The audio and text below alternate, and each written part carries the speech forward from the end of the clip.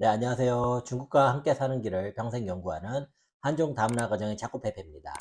네, 지난번에 이어서 중국 중앙정부가 무엇을 고민해야 되는가? 예, 두 번째 주제로서 양안 관계에 대한 이해 강화라는 제목으로 한번 제 생각을 말씀드리겠습니다. 양안 관계가 뭔지는 아시죠? 중국을 이제 대륙과 이제台湾으로 보면은 이 둘 간의 관계를 이제 양안 관계라고 중국에서는 얘기를 합니다. 이 양안 관계라는 것은 사실상 중국이 정치 민주화된 사회 국가를 얼마나 이해를 강화하고 그 다음에 그러한 정치 민주화의 내용을 얼마나 스스로 흡수할 수 있느냐 하는 문제라고 보시면 되겠습니다. 그러면 왜 이것이 현재 중국한테 중요하냐에 대해서 저는 두 가지 이유를 꼽고 싶은데요. 첫 번째는 상대방을 알아야 되기 때문에 그렇습니다. 미국을 중심으로 하는 민주 진영하고의 경쟁이 굉장히 지금 갈수록 복잡해지고 있습니다. 뭐 중국이 원하지 않는다고 해도 뭐 죽자고 지금 달려드는 그런 국면입니다. 그런 상황에서 상대를 제대로 이해를 해야 되는데요. 현재까지 이제 중국 정부, 특히 이제 외교부 중심으로 하는 모습들을 보면은 어떤 민주 진영의 운영 법칙하고 내부적인 메커니즘에 대해서 이 사람들이 잘 이해를 못하고 있다라는 생각이 종종 듭니다. 자, 두 번째로는요, 중국의 경제를 위해서도 그렇습니다. 요새 중국에서 많은 기업들이 지금 이제 투자를 줄여가거나 혹은 중국에서 떠나가는 모습을 보이고 있습니다. 물론 들어오는 것도 있지만 나가는 것이 이전보다 늘어나고 있는 것은 사실입니다. 자, 그렇다면은 이러한 상황에서 중국이 안전하다고 느끼게 해줄 무언가가 필요합니다. 자, 예전에 2000년대, 2010년대까지만 하더라도 중국에 대해서 안전하다고 느꼈던 것은 정치와 경제가 분리가 되어 있는데 여기는 일당이 하기 때문에 정치가 굉장히 안정적이다. 그래서 기업 활동하기에 굉장히 좋다라고 여겼었어요. 자, 이것이 지난번에 코로나 3년을 겪는 과정에서 상당 부분 이러한 부분의 인식이 무너져 버렸습니다. 사회의 하층과 그 다음에 기업의 목소리가 전혀 반영이 되지 않는다고 느낀다면은 이 중국 정치에 대해서 경직성이 너무 강하게 부각이 될 수가 있습니다. 이것은 현재 중국이 가져가려고 하는 경제적인 지위에서 봤을 때에도 불리한 요인으로 작용을 할 수가 있습니다. 자, 중국은 2001년도 WTO에 가입한 이래에 세계 시장에서 맡은 역할이 있습니다. 바로 염가로 굉장히 많은 제품을 생산하는 역할이었죠. 자, 그런데 이제 세계 시장에서 중국의 비중이 원래 맡았던 역할보다도 너무나 커져 버려서 이제는 미국이 이것을 제압을 하는 지경에까지 이르렀습니다. 자, 그렇다면은 지금 중국에게는 다시 옛날의 그 역할로 돌아가는 것은 불가능하고요. 결국 남아있는 길은 중국이 글로벌 서플라이 체인에서 어떤 기존의 저부가 가치 대량 공급을 뛰어넘는 또 다른 포지셔닝을 확보를 하고 여기에 대해서 모두가 동의를 하는 컨센서스에 이르는 그런 방향으로만 가야 됩니다. 근데 이를 위해서는요, 지금 중국이 친한 나라들하고만 해가지고 되는 게 아니라 반드시 서구 민주 진영하고 합의를 이루어야 됩니다. 자, 이런 부분을 위해서라도 이 민주 진영, 민주 사회에 대한 이해는 굉장히 중요하다고 할 수 있겠습니다. 자, 얼마 전에 있었던 타이완의 총통, 중국에서는 타이완 지역의 영도자라고 합니다. 선거에서 민진당의 라이칭더가 당선이 되었습니다. 자, 이로써 지금 중국의 국가 주석이 부임한 이래 타이완에서는 계속해서 반중 노선을 가지고 있는 이들이 집권을 하는 그런 현상이 보여집니다.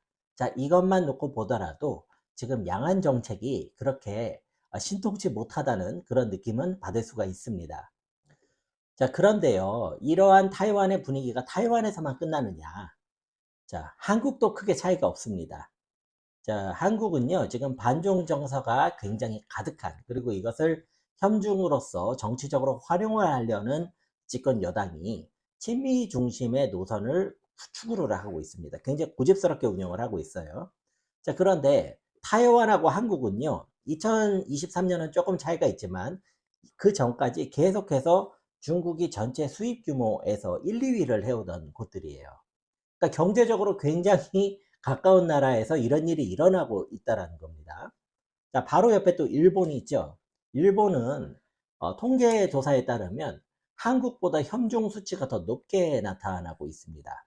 자, 게다가 미국이 아시아 지역에서 군사 활동을 하는데 아주 핵심적인 역할을 하고 있습니다. 자, 이것들을 갖다가 종합을 해보면은요, 중국의 바로 옆에서 중국을 반대하는 목소리가 사그라들지 않고 있다라는 뜻입니다.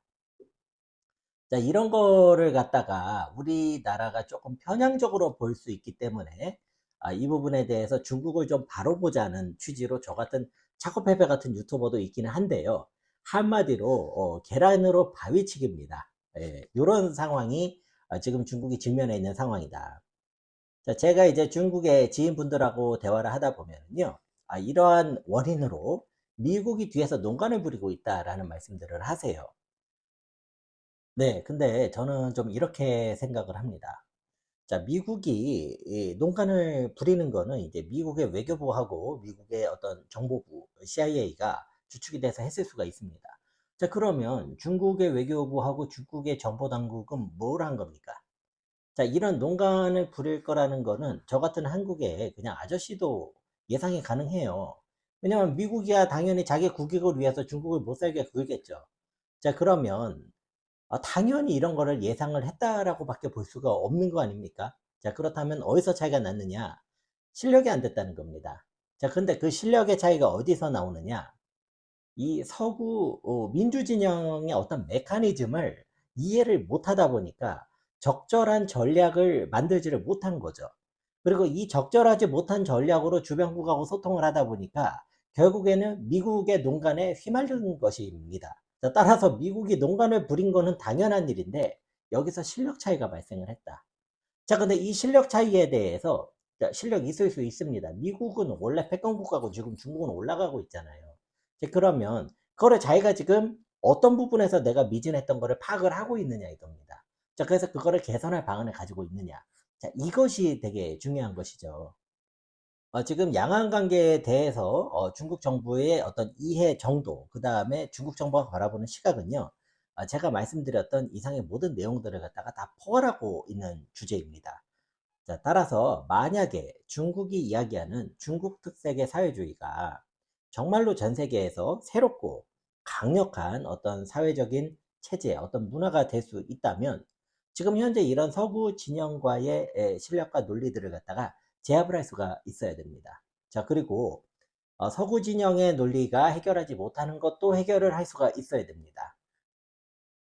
제가 여기서 이제 이렇게 말씀을 드리는 거는 중국이 앞으로 추가적인 희망을 가지고 그런 목표를 가지고 가보자라는 취지에서 말씀을 드리는 거고요.